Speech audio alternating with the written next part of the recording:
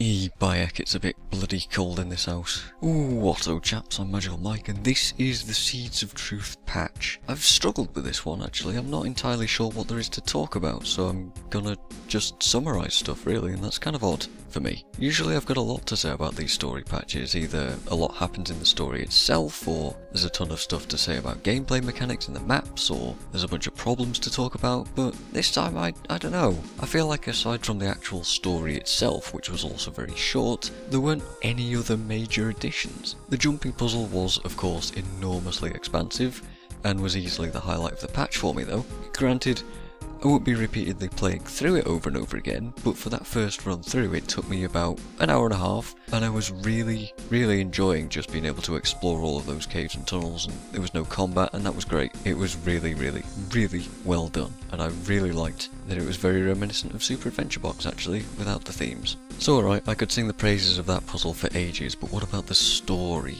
We get 3 instances, 2 of which actually have things to do, which again is fine for me. I don't mind those instances where we just get a load of story and lore in one of them, because it fleshes things out quite nicely and I like to relax into it to begin with. However, we have had a few patches recently that have felt very short, and this is in no part due to a few little things that just add up to become that feeling. Usually 3 instances total, one of which with no real gameplay to speak of. There's forced and often very lame cliffhangers, and that lack of replayability. It just kind of adds up. Alright, so the first instance is a lot of talking and finding out what Keith has strong memories of. The Pale Tray gives you 4 seeds that you have to place in specific areas in the world, the first being in the Grove in this instance. It's nice to experience that stuff, and it was certainly interesting for me. However, the strange plot retcons about the Sylvari, which ones had died first, was immediately obvious, and it was very strange, and it was quite jarring actually. But Bobby Stein on the forums has come out and said that this was a mistake and they're fixing it and it'll be done in a patch. They've looked into it. So at least they're fixing it, at least they've recognised that, that's fine. Traherne being told off for calling the newly awakened Sylvari the Secondborn and then immediately responding with, "We must protect these Secondborn," was also kind of odd, but also sort of funny too, so GG Traherne. Faolain was also fleshed out somewhat in this instance, and I liked seeing her motivations and such, though that didn't really last for very long. The second instance was really cool, the meeting the Asura stuff. The achievements for it were also very fun to do, and I even did a little guide for the stealth strategy. I loved just about everything in this instance, apart from Vorp's motivations for using Sylvari to power his golems, which seemed a little bit like a stupid idea to me, but hey, I'm not a little git, and I don't really know what I'm talking about, surely. Faolain also started to get on my nerves very slightly, but I can see her motivations for why she was getting all heated up, and yeah, I think she had good reason for it, so I think that was fine. And I think I've already talked about this instance in that other video anyway, so yeah, it was good, and I enjoyed it, so there's no complaints for me. Achievements requiring repeat playthroughs were also good, apart from those unskippable cutscenes.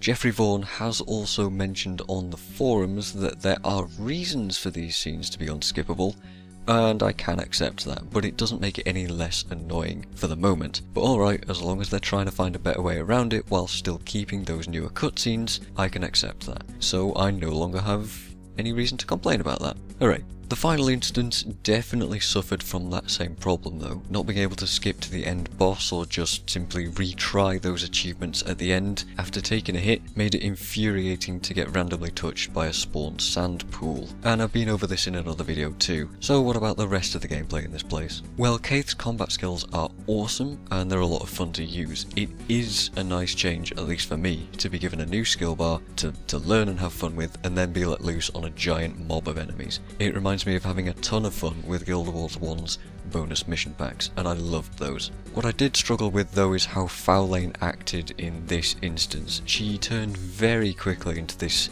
single-minded, evil, generic dingbat, and I lost interest in her as a character because she just became so one-dimensional as a result of this. I don't think Keith acted very thoughtfully when she thought the centaurs were attacking. I think more thought should have been put into exactly how that went down. But oh well, that was that. And then the instance just kind of ends at the mysterious door, which was once again shown in the trailer. Hey, stop showing us the cool stuff in the trailers. Hold it back and then let us go, ooh, in-game. think it'll be cooler. This cliffhanger felt really forced and it left an empty feeling for me and a lot of other players as well. Right as the patch had gotten ahead of Steam, it was just sort of cut off at the end and it was like, oh. We did get a Carapace leg box for finishing this story though, which is nice to see that they use the initial system that I liked of being able to repeat that story on alts and get those boxes.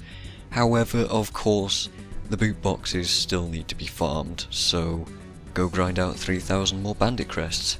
Have fun. Well, at least the collections are still interesting for the luminescent pieces, right? Nah. Go do the same thing as previous, again. Kill the same bosses, again. And use the organ removing buff, again, for another RNG chance at what you need. Again. This is boring and it's uninspired, and I've been over this before, but just... I need to make mention of it. I don't like having to go grind that stuff. And you might say, well, this is for those people who are dedicated to the zone and they really want those awesome rewards for doing it.